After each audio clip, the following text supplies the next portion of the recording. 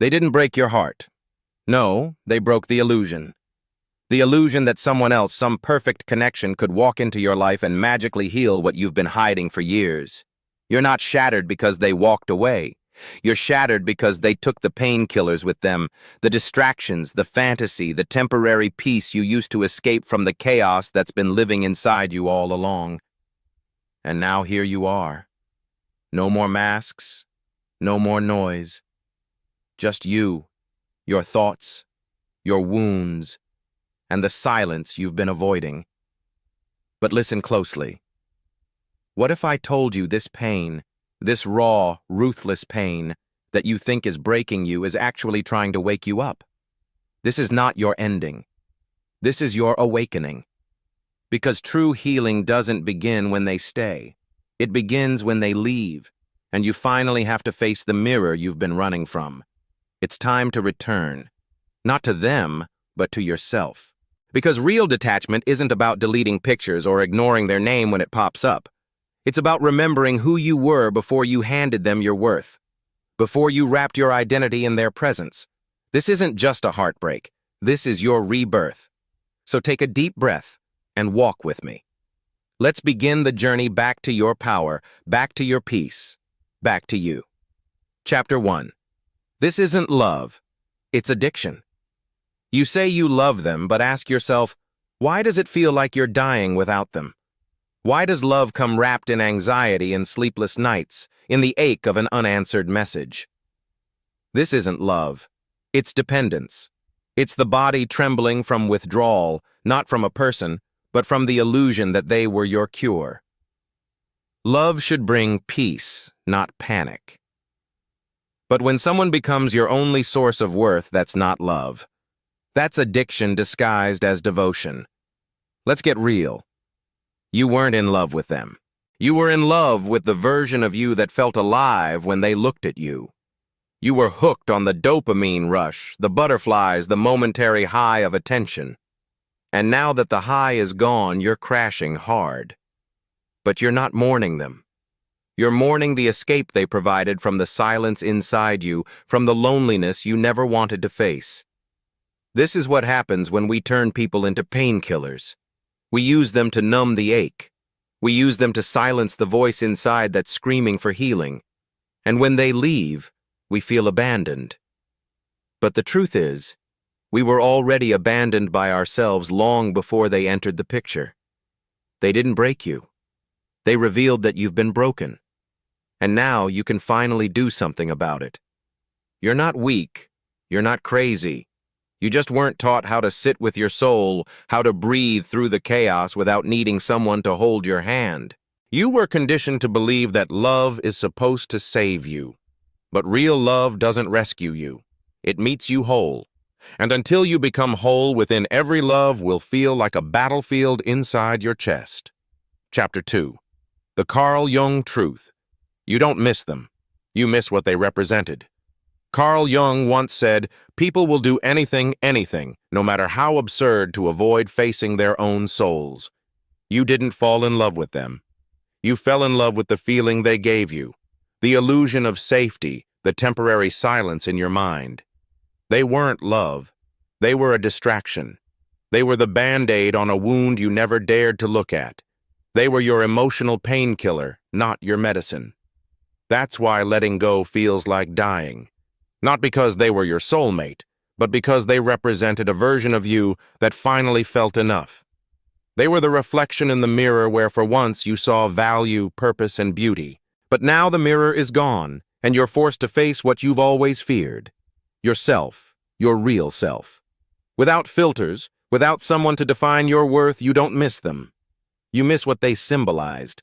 They were the escape from your loneliness, the mask for your unhealed wounds. They weren't the destination. They were the detour you took to avoid going inward.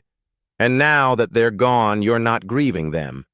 You're grieving the silence that's returned, the emptiness they used to keep hidden. But here's the brutal truth. They were never meant to stay. Because healing doesn't happen in distractions.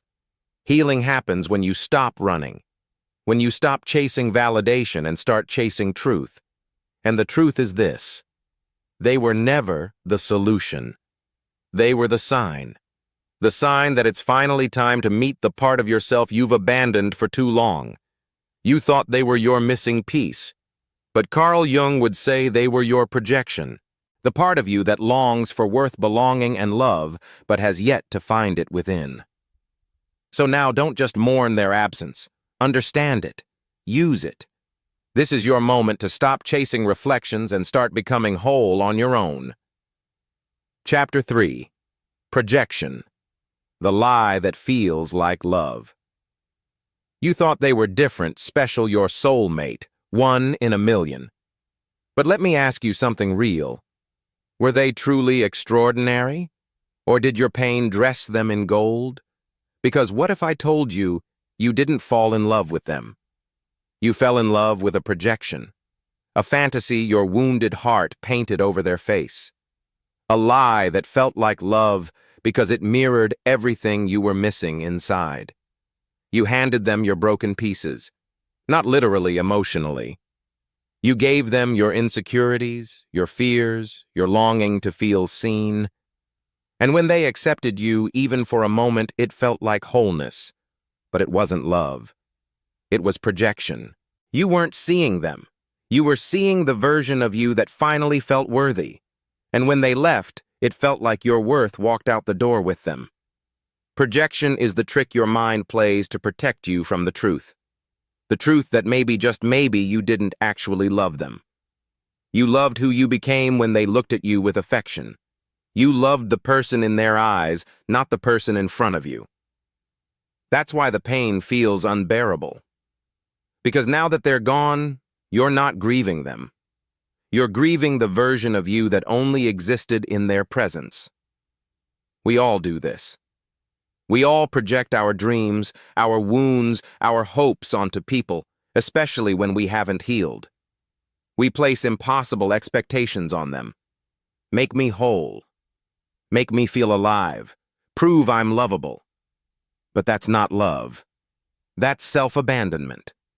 And no one, no matter how kind, loyal, or beautiful, can carry the weight of your unlived truth. So what do you do now? You stop chasing shadows. You stop projecting your healing onto another person's shoulders, and you start going inward. You reclaim the parts of yourself you tried to outsource, the confidence you lacked. Build it. The fears you hid. Face them. The love you gave away hoping it would return. Pour it back into your own soul. Because real love starts when projection ends and wholeness begins. Chapter 4. Emotional dependency is the real prison. Let's shatter the illusion. You didn't need them. You just forgot how to breathe without someone holding your hand. You forgot how to stand in your own silence without begging someone else to fill it. That's what emotional dependency does. It convinces you that your peace lives in someone else's presence, and when they leave, it's like your world collapses. Not because they were your foundation, but because you never built one of your own. Dependency isn't love, it's quiet desperation. It's building your emotional house on someone else's land, and then being shocked when they take it back. You gave them the keys to your joy, your validation, your sense of self, and called it romance. But how can you be free when someone else controls your inner weather, your sunshine, your storms? That's not love. That's a prison made of your own hands. You blame them for leaving. But deep down, you're angry at yourself for forgetting your own strength, for abandoning your emotional independence. And now the ache you feel, it's not their absence. It's your power calling you back, calling you to rebuild the part of you that believed you needed someone else to feel whole. You don't need closure from them. You need clarity within you. Freedom doesn't come when someone new enters your life. It comes when you finally stop outsourcing your peace. When you stop saying, "I'll be okay if they come back," and start saying, "I'll be okay because I came back to myself." That's real strength. That's power no one can take, because once you remember your worth, you become untouchable, unshakable, unbreakable. You were never broken. You just believed the lie that someone else held the glue. But the truth, you've always had the tools. You just needed the silence, the solitude, the storm to remind you who you were before the world convinced you otherwise. This isn't your downfall. This is your freedom. Step out of the prison and step into your power. Chapter 5. Kill the fantasy. They weren't perfect. Here's the brutal reason you feel stuck. It's not just the loss. It's the illusion you're still holding on to. The dream, the fantasy. You keep replaying the highlight reel, their laughter, their attention, the way they looked at you like you mattered. You remember the warmth, the affection, the sparks. But you've erased the coldness, the confusion, the nights you cried yourself to sleep wondering if they even cared. This selective memory, that's what's imprisoning you. The mind is tricky like that. It will take someone who hurt you and crown them as your savior. It will glorify their presence and minimize your pain. You remember their smile, but not the silence that followed your vulnerability. You remember their kindness, but not the times they made you question your worth. You've romanticized the relationship, filtered out the red flags, magnified the moments of validation, and deleted the damage. That's not love. That's idealization. Let's be real. They were never perfect, not even close. They weren't your hero. They weren't the angel your mind is now painting in gold. They were flawed, insecure, triggering, and yes, sometimes beautiful. But beauty and toxicity often dance together when you haven't healed. You thought they were different because they felt different.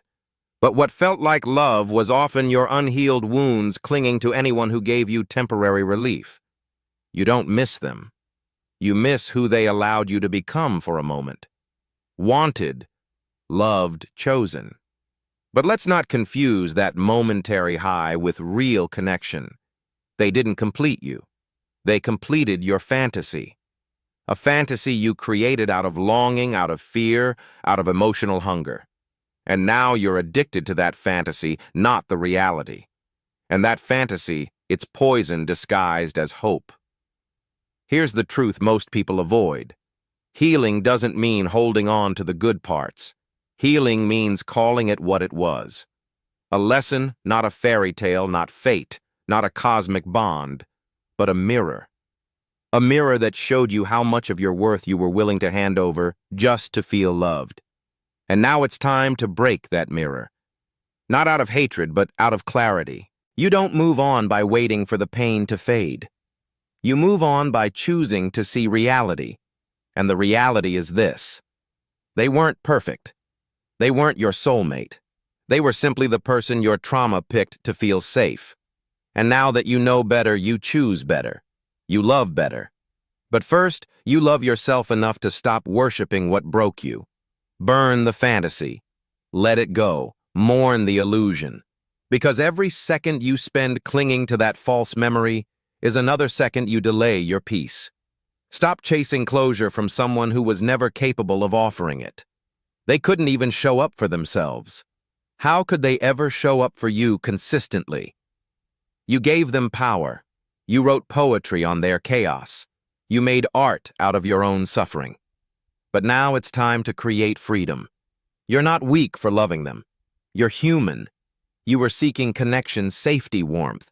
But what you found was a lesson wrapped in beauty. And sometimes that's enough. They came into your life to show you the gaps in your self-love, the places where you still abandon yourself. So thank them not because they deserve it, but because you do. You deserve to walk forward without fantasies chaining you to the past. You heal not by forgetting them, but by seeing them clearly, not through the lens of longing, but through the lens of truth. And truth says, they weren't your everything. You just forgot you already were.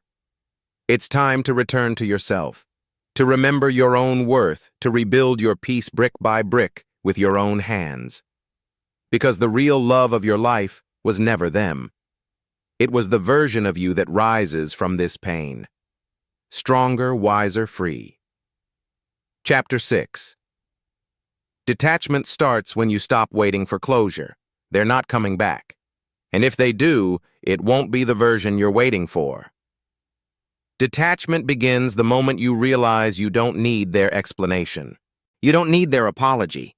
You don't need their text. You need peace. You need space. You stop waiting for closure from someone who was never open in the first place. Give yourself the goodbye they couldn't give you. Chapter 7.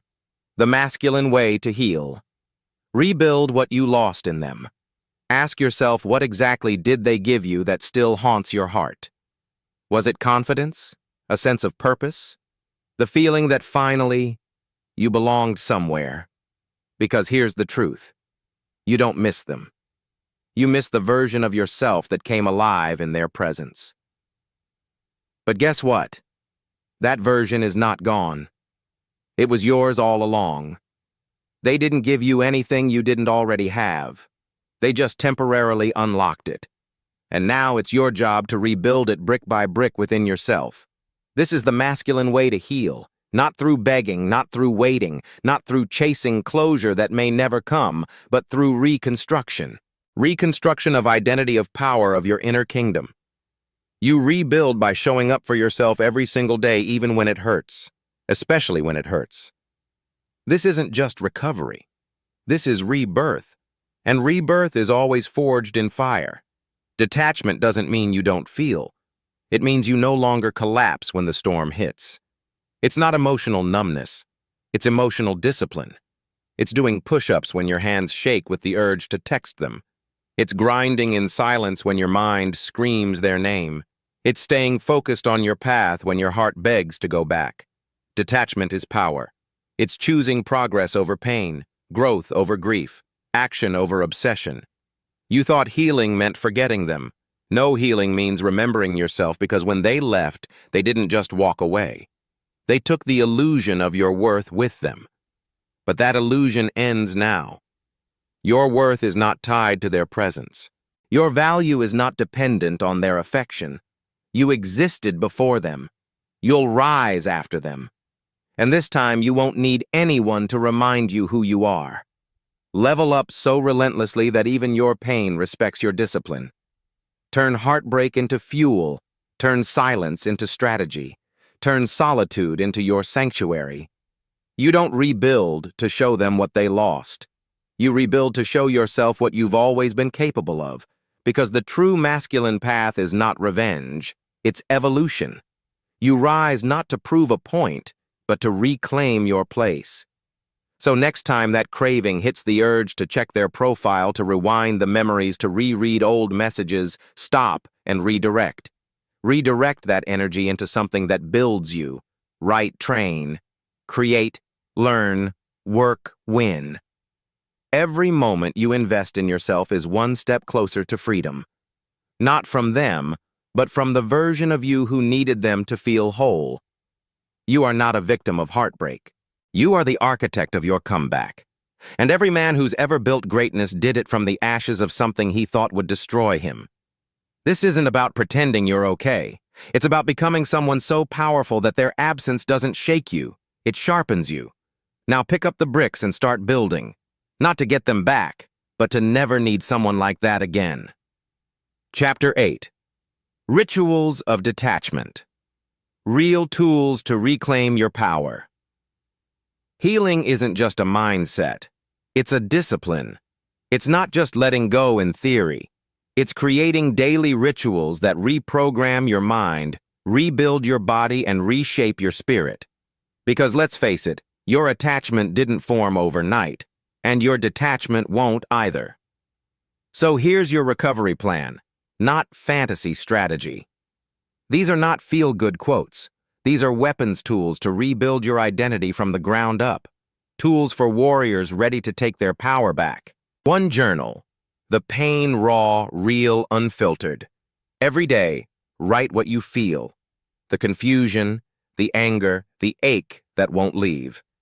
Get it all out. No masks, no filters.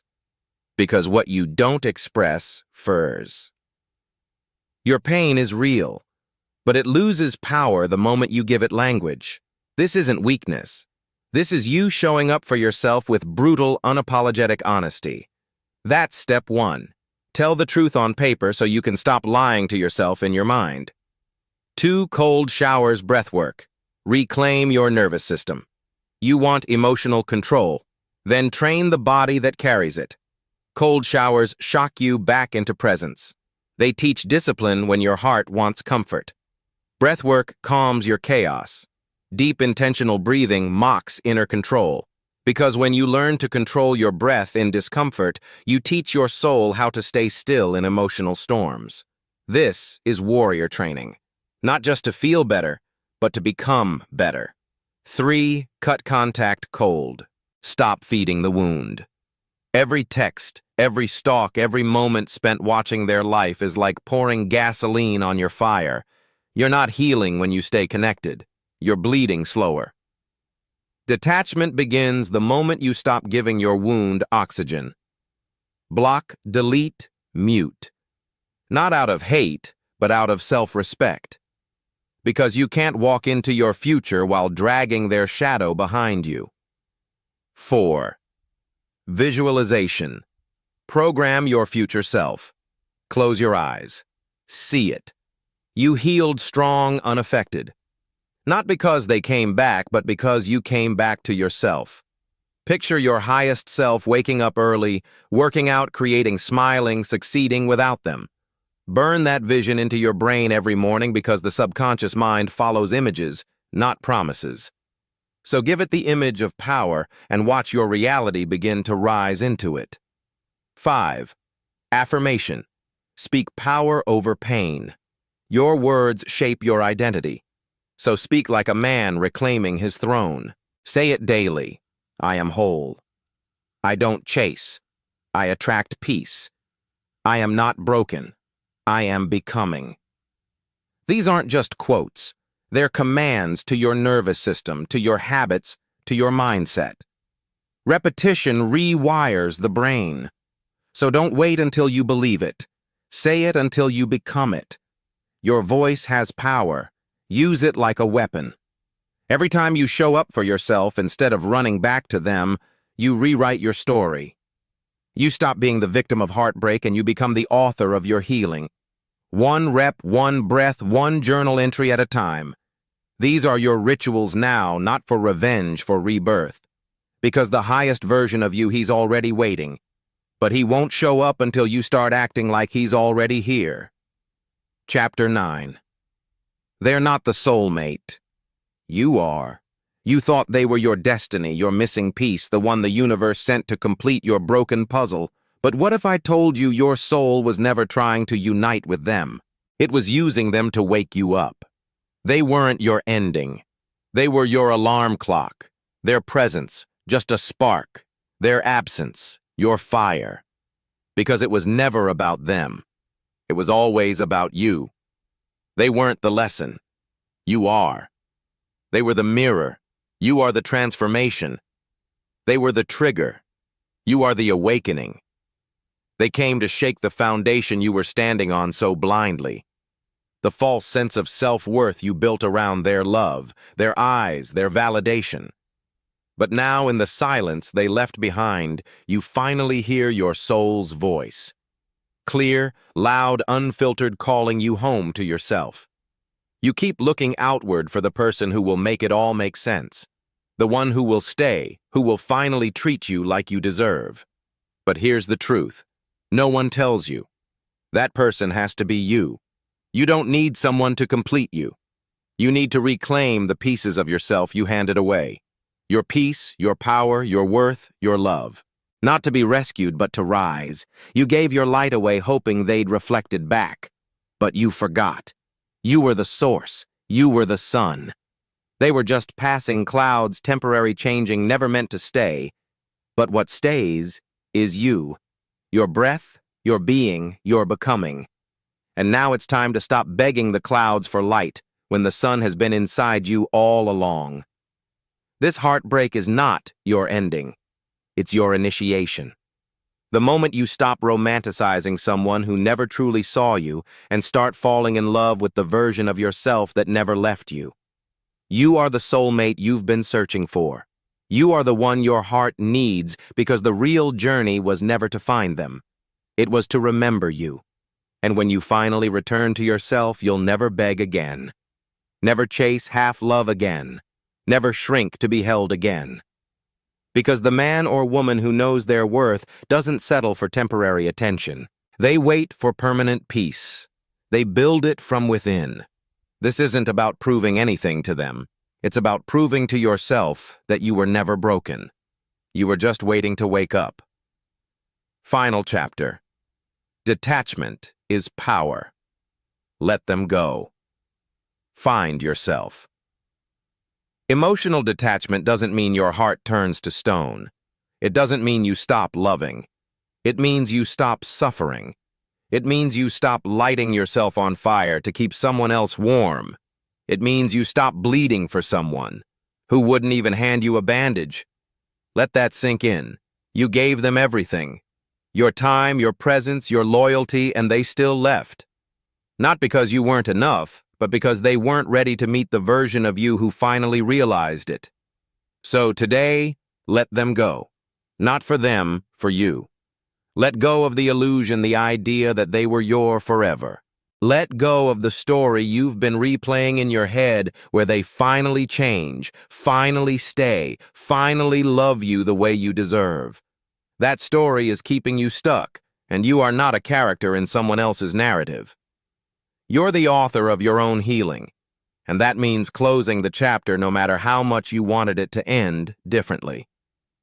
Let go of the hope that they'll come back with an apology. Let go of the belief that closure lies in their hands. Let go of the idea that you need to be chosen to feel worthy. You were always worthy. Even when they overlooked you, even when they mishandled your heart, even when they didn't show up the way you needed, their failure to love you properly is not a reflection of your value. It's a reflection of their capacity. Now meet the version of you who doesn't chase, who doesn't beg, who doesn't break when someone walks away. Meet the version of you who turns silence into strength, who turns loss into legacy, who rebuilds not out of rage, but out of respect. Respect for your own soul, your own energy, your own peace. Because that version of you, he's been waiting on the other side of your rock bottom, waiting for you to stop looking backwards and finally move forward. This is the beginning of your return. Back to your breath. Back to your power. Back to the calm that doesn't depend on who texts you or who doesn't. This isn't about detachment from love. It's about detachment from suffering. You don't need to stop feeling. You just need to stop hurting yourself by holding on to what's already gone. Let go, not because it's easy, but because it's necessary. And when you let go for real, something wild happens. You don't just find peace, you find you. Not the broken version, not the begging version, but the version that walks with dignity, that speaks with clarity, that doesn't wait for permission to heal. You are not theirs to lose anymore. You are yours to find. So let them go. Let it all go and rise, because this is your moment, and you're ready now. The next 30-day shadow challenge. No stalking, no texting, no checking in, no hoping for signs from the universe that they'll come back. Just healing, just growing, just rebuilding. One day at a time, one choice at a time, one breath at a time. If you're ready to reclaim your power, if you're done handing your peace to people who never earned it, then take the first step. Type Y. Let go in the comments. Let the world see the moment you chose your highest self, your peace, your rebirth. This is where the real story begins.